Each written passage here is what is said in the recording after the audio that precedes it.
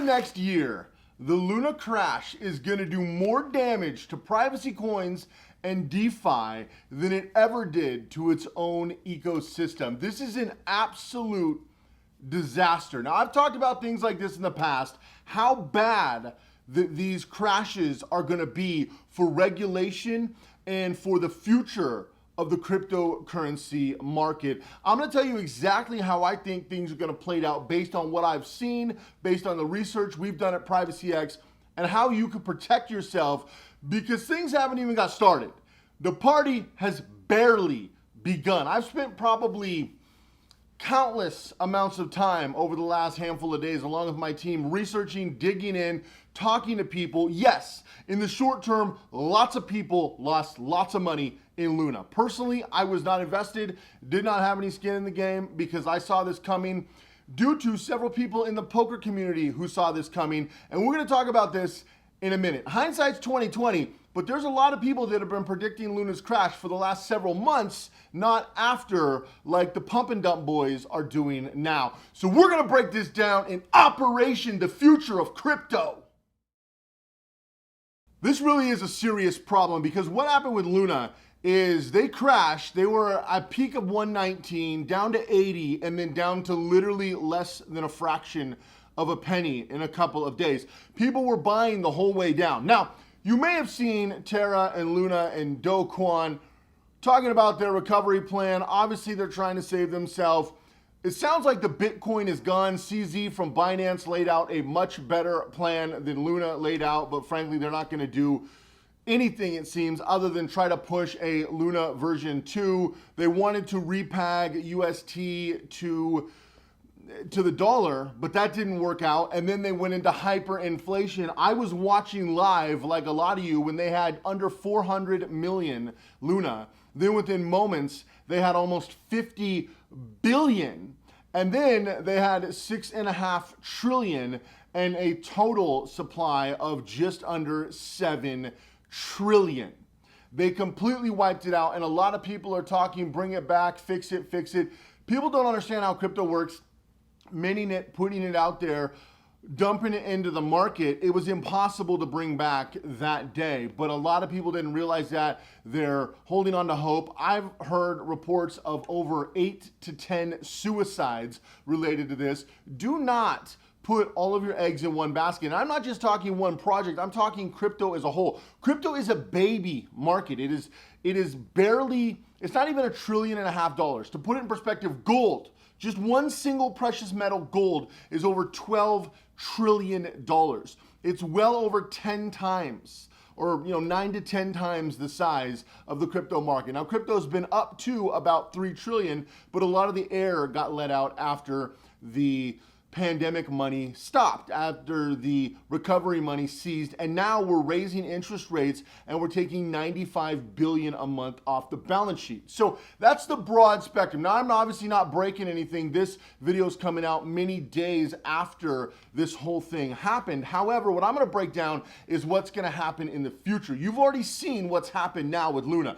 Luna's a dead project, whether they go to version 2, whether they try to redo a pump and dump, but the fact is that project is going nowhere. What's going to happen in the future with algorithmic stablecoins? Well, it's a stupid idea, and I talked about why it's a stupid idea before, so I'm not going to beat a dead horse. And even Stablecoin, who's now Unstable Coin, is saying that it's not going to work out with the old algorithmic stablecoin, and we've seen what happened. Now, I don't think you should park any money in stablecoins, and I made that clear because stablecoins are not actually stable. Also, pegging to the US dollar is not technically legal, and now they're getting ready to make it illegal. So the Fed came out and said, and Janet Yellen floated an idea to put all stablecoin money in the Federal Reserve. So any stablecoin has to be parked in the Federal Reserve. That's game, set, match, and I've been telling you guys for a long time, do not let this happen because you're giving crypto. You see, the government is masterful at one thing. You want to know what that is? If they put out a device to spy on you, you tell them, no, you don't want it. So they'll make a scenario, they'll make an event where you beg for it. You will beg them to regulate you. And that's how the government has got where they've gotten in all these dictator countries. And even in the West, places like Canada, which is a complete disaster at this point, places like Australia, which at one point was on my bucket list, and now I will never go to Australia unless it did a complete 180, which I don't see in the foreseeable decades. You know, you see a lot of these great countries in Europe get completely wrecked because you give them dictator control. We're seeing the decline and the erosion in the United States because using the world reserve currency and parking stablecoins in the Fed, that's game, set, match. Now, two things are happening right now as we speak. One, they're setting up a system to be able to park stablecoins in the Fed, and then they're going to be able to basically move stablecoins aside. You don't need stablecoins because you have the Fed coin, the digital dollar, which is not pegged to the dollar. It quite literally is the dollar. They're also building a crypto registry. They're going to start it because you're begging them for it, which you never should have done this. And people need to understand that crypto is supposed to be decentralized peer-to-peer. What about Luna? Scream decentralized peer-to-peer. If it was decentralized, how could they turn on and off the blockchain? As you can see here on their Twitter, they turn on and off the blockchain multiple times. If it was peer-to-peer, how are they able to do all the things they do? How are they able to put it in hyperinflation instantly? How are they able to do a hard fork and reset? They were going to take a picture before the crash and do a reset, which over 90% of the community does not want, but of course that's what they want to revive their project.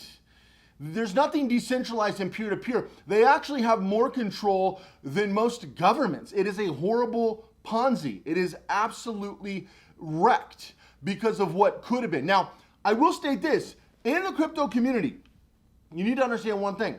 We're putting a lot of faith in the future. Most of the crypto technology doesn't exist, but we have to back it to make it exist. Kind of like when the internet was a white paper and people had to back it to make the internet a thing, a real thing. Well, that's where we are with crypto.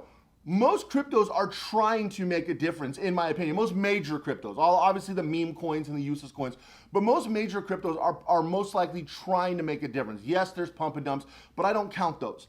Typically, you look at a situation like this. Now, was Luna targeted attack? I think so. Was the government involved? Personally, I think so. And the fact is, more is coming out right now with the forensic accounting with the wallet. See, the government's in South Korea. Now, Do Kwon and his wife had their apartment broken into, home invasion from somebody who lost 2.3 million in Luna. There's lots of people calling for his life, and there's people taking their own life. And you guys need to understand that this is just money, and you need to not make things that serious, but also you're playing with people's lives. So you're kind of walking a razor's edge. Now, the problem is, with the forensic accounting, what's going to happen is they are going to target wallets to the people. Now, the federal government has already stated, and now the South Korean government wants to question Do Kwon, which probably won't happen, but they also want to build on the registry. They're trying to build a registry for crypto wallets. This is why I talk about going ghost, so this can't happen to you. Now, will this affect Monero? Possibly, and we're going to talk about Monero in a second. Let's take Monero and set them right here for a second.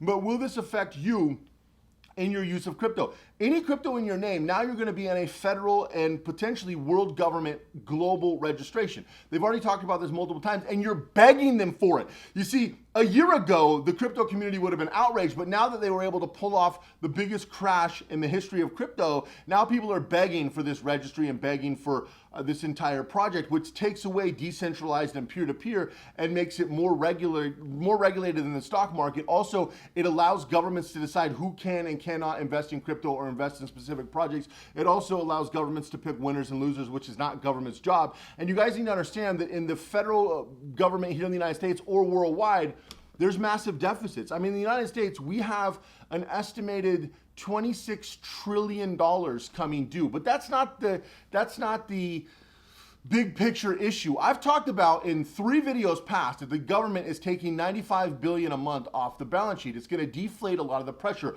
Simultaneously, they're raising interest rates. You can see here that not only are they raising interest rates, they said they will continue raising them to curb inflation.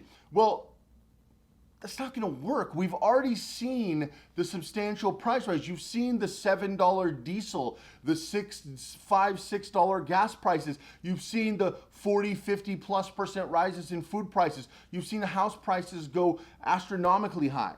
And that's just a start. You've seen used car prices go up 150% for used cars, let alone new cars. You've seen new car prices, because of the chip shortage, go to the moon. Crypto's not going to the moon, car prices are going to the moon.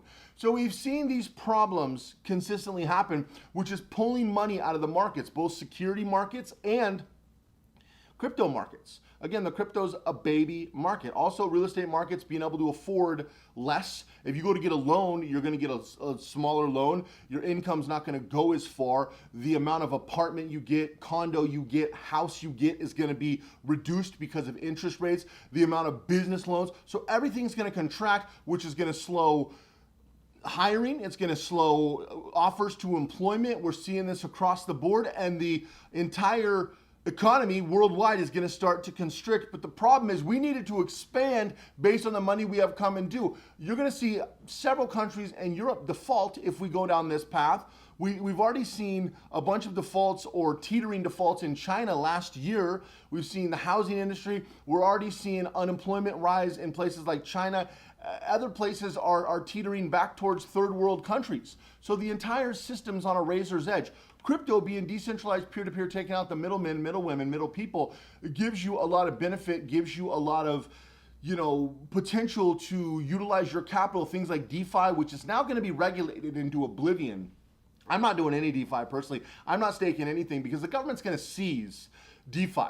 Mark my words, I'd be willing to bet just about any amount of money that the government will actually seize and halt DeFi.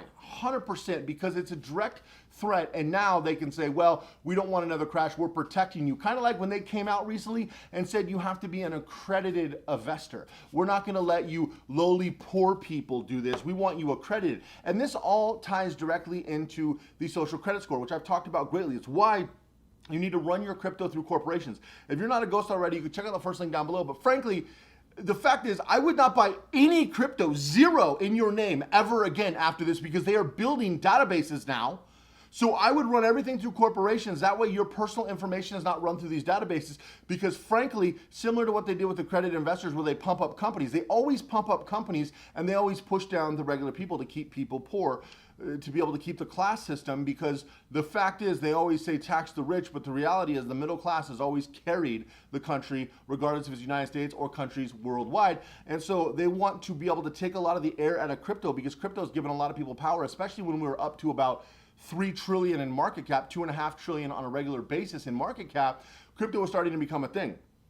Now, with stablecoins and being able to regulate stablecoins and park that money into the Fed, do you understand what that gives the government? Do you understand why they want to do that? Seriously, do you understand? Because what it allows them to do is all assets on the government's balance sheet, they can leverage up to 99 times. 100 is apparently breaking the law, but they can leverage them 99 times. So if they put $1 trillion on their balance sheet, now they're not going to have $1 trillion in stablecoins, but if they put $1 trillion, let's say for example, they can leverage that up to 99 times. Also, the hilarious thing is they do cost averaging. So for any of you businesses out there, you know that you probably pay taxes quarterly, right? And you pay on an average and then you tally it up at the end of the year. The fiscal year, April 15th, tax day, whatever you didn't pay, maybe you get a refund or maybe you owe more, but you're paying quarterly. The government can basically take their quarterly assets, project them out up to a year, and then say, we're going to have this amount of money. So even if the market crashes, they're able to project out assets they don't even have and print money out of thin air. So they can use crypto to back as another asset that they have in the Fed, because if an asset is technically controlled by the Fed, they can borrow against it and they can utilize that for numbers in the economy. You know how whenever we put out numbers and they say inflation's 7%, 8%, 9%, but we all know it's like 40% because everything people actually need, like cars and gas and energy and even lumber prices for the better part of the last year have went supersonic and rose 4-5x. You look at all these different things, house prices are doubling, hundreds of thousands of dollars that people don't have. And then the government comes out and says it's 8%. Well, they're able to manipulate the numbers based on the assets on their balance sheet. So this allows them to take over another asset class, pump it in, and then merge it into the digital dollar, which the digital dollar is obviously the gateway to the social credit score. We've talked about that because it gives them tracking ability. But now a lot of these exchanges want regulation. Now, famously, CZ from Binance wants extreme regulation. His reasoning is because he's actually been pushed out of a lot of the major markets because Binance is not seen as favorable. So in order to compete with places like Coinbase and Crypto.com, it actually benefits him because he's under a different jurisdiction. But if you're in the Western world, you're going to get wrecked by this. Also, this is going to hurt crypto. Now bring in our good friend Monero or Darrow or any of these other privacy projects back into the bunch. Being able to utilize them as peer-to-peer transactions, the reason Monero consistently does good is because it's one of the few cryptos that's actually used. It's consistently used for what it was supposed to be. However, being able to tack Monero, because frankly, if you're going Monero to project, that's going to be an issue. But now if they're tracking any of your on and off ramps, so how are you buying Monero? Well, it's going to make it substantially harder to buy privacy projects, because now, even if you buy crypto in your name, most of you probably know how you could go from your bank to Monero and leave virtually no trail. But now that you're being tracked in registries, if you don't run everything through a business or an offshore corporation or a ghost LLC, ghost business like I talk about, then you're going to be tracked all the way to Monero, and you're not going to have any benefit, and then they're going to be able to attack you straight at the pain point, and then they're going to be able to track everything you do. And this is the fundamental problem with privacy projects. And the way that crypto should be is now they're going to be doing a centralized database of these crypto wallets, and because of your KYC, and this is when I talk about being able to do KYC through a registered affiliate or a registered officer through your corporation, it allows you to control your assets without actually putting your information out there. That's why it's so important to do through a company as opposed to through your person, because if you're running your KYC through your person, well, then they're able to track you in virtually any project, and then they're able to control and manipulate the market like they've done here with Luna. In my opinion, this was a complete manipulation, and Luna was the perfect target because they put more faith in algorithms than common sense, and we've seen algorithms fail time and time again. It's why we don't have robots and AI and all these things in the mainstream, because they haven't been able, I mean, even self-driving cars is more of a novelty than anything still. And it's because the technology still is only a micro fraction of the human brain. Now, quantum computing is coming, but we're still a ways out. There's a lot of great privacy projects, and there's a lot of great projects in general in the crypto space that are worth backing, in my opinion. But the reality is, if we don't band together as a community and do this as ourselves and quit begging the government to come in. But the problem is when you see these massive suppressions like we've seen with Luna, it's begging the government to come in, and it's going to affect the whole industry. You know, Web3, DeFi, gaming, all these different privacy projects, all these peer-to-peer projects are going to have a lot of pressure because of what Luna did, because of the situation with the algorithm stablecoin that didn't work out. And again, I'm not a fan of stablecoins. Personally, I would never park money in stablecoins. We even seen, I did a video, I think my most recent video, where I talked about USDT and depagging. A lot of people are like, dude, didn't depag, it was UST. And no, it did depag. It's depagged multiple times. All of the stable coins, Tether, all of them have depagged multiple times, and they're going to continuously be under attack. And what you need to understand is parking money in these assets, you're going to go through fluctuation. It's going to be like the sea change, right? You might have a beautiful sunny day, or you might have a massive storm where it's doing a lot of this in your boat. But the reality is, long term, the long-term vision is there, but understanding that stablecoins are now going to be a tool to be utilized against you, because they'll be able to take the wallet address, pair it with your KYC in a central database, and then they'll be able to literally use the IRS algorithm that I've already talked about in another video, which is probably one of the most powerful algorithms in the world, and they'll be able to use that to track your crypto. And the IRS agents that they hired in the United States are 80 to 90% of them are focused on crypto, and then the other 10 to 20% are focused on money laundering, which is just pathetic. It's pathetic. This is where we're at right now, focusing on tracking crypto, and crypto is only a 1.25, 1.5. It's hovering in that margin of market cap. It's a tiny industry compared to other assets, but they're putting all their pressure on that because they want to utilize this, and they want you to beg them to regulate it into their social credit system. And then you'll be like, oh, this is great, until you have no more ability to make money or utilize your money freely. I did a video talking about how to use Monero freely. That's going to be the major benefit. Anyway, let me know what you guys think down below about this whole system.